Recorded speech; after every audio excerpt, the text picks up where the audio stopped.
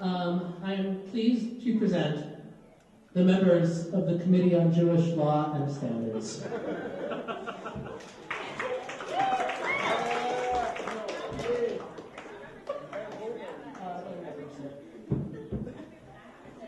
A prefatory word. For the first time ever, the Committee on Jewish Law and Standards of the Conservative Rabbinical Assembly has elected among its members only rabbis who have been trained in the methods of clinical pastoral care. These new rabbinic legal authorities are specialists in opening up the hearts and awakening the soul to the depths of humanity. Today's topic is eating hot dairy out, pizza, pasta, soul food. As a supervisor, I'm here for you. This is your time. What is everyone sitting with?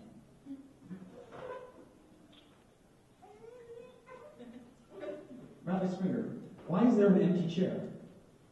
Rabbi Nevins, according to Maimonides' law of interpersonal relations, every IPR group must sit in a circle. Today, we are processing our spiritual reactions to eating hot dairy out. What? It is us, sir! Your manufacturing and processing is so complicated at times. You can't know what is in anything unless there's proper supervision. Roth, it sounds like you're having a very strong reaction to that. Of course I am! Like I'm a machine! Rabbi Barmat, how does it feel to hear Rabbi Roth say that? It resonates with me. I too am deeply committed to the importance of halakha and correct nikud. Nevins, how are you experiencing the interchange between Rabbi Roth and Rabbi Barmat? I feel saddened and concerned. I'm wondering what it is that's causing Rabbi Roth to feel such distress. I would like to join in empathy with his experience of struggle. Rabbi Nevins, this is about respect for tradition and our ancestors. Rabbi Roth, how are you experiencing Rabbi Nevins' concern? Well, for instance, non-kosher dyes are used in many foods, and the grill is often used for meat, dairy, and vegetables at the same time. There is also the matter of knives. Cutting a davar harif. It's simply not possible to eat kosher in a non-kosher establishment. Devar harif is interesting language to use in this context. It means sharp matter. Are you experiencing this question as particularly sharp? Is there maybe some transference about a sharp person in your life? Bringing in my own story, I found that as I learned Chassidut, some of the sharpest and most harif questions strengthen our faith the most. That resonates with me as well. I remember this one time, I was on a call in the hospital, and I was asked, So, about my teshuvah. Rabbi Roth, we're here for each other. The whole point of the book of Shemot is that we and God become irrelevant if we do not suffer. First off,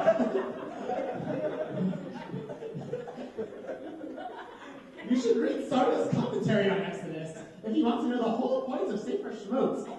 Second, I don't care where the Torah comes from. But it has a point. We have to follow it anyway. I'd like to share my personal story. Several decades ago, when I was the new ordinee of the seminary, I had a congregant come to me and ask if it was okay to eat davar harif in the kitchenette. Who cares if they were asking about a place in Manhattan when we were in Michigan? As we say, ani b'ma'arav v'libi b'mizrach. I am in the West and my heart is in the East. Typically, I would say no to this question, but the difference between a good Rav and a good Posek is that the Rav can feel the pain of the Jew asking the question. In that moment, I became one with the entire people of Israel. I felt as I was saying yes to every question that in the hearts of every Jewish neshama. That's us, sir. There's no way across it. Rabbi Roth, you're making a lot of assumptions about Rabbi Nevins' intentions. Why don't you check in about what he meant? Rabbi Nevins, what in the world could you have meant?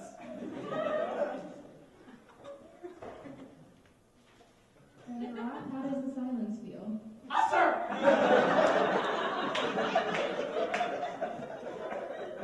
You're an usher. Rabbi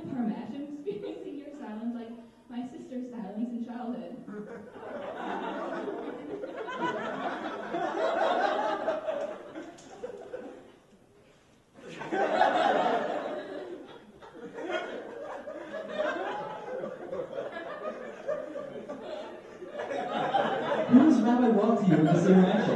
A fatherly figure? An uncle? Your annoying little brother? A police officer? A clever bank robber who mugged your friend who was a member of Mensa?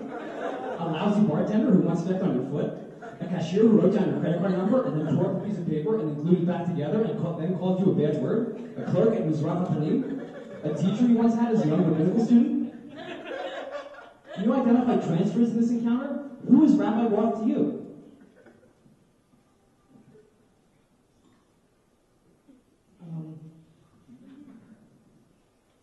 None of the above. And who? Pass. I feel reluctant to take up space with this point, but as deeply as I feel what I said before, it actually weakens my heart to see a Jew make the choice of eating at a non-kosher restaurant when they could easily hop on a subway and go to the kosher restaurant only 35 blocks away. Or just hop on the train and go to a kosher restaurant 35 states away. But I'm present to the fact that not everyone lives in a place to take that step, even though most American Jews do live on the Upper West Side. I think we should vote now. Rabbi Nevins, I appreciate your initiative, but I am the chair of the Committee on Jewish Law and Standards. I think we should vote now. All those in favor of the Nevins Shuba say aye.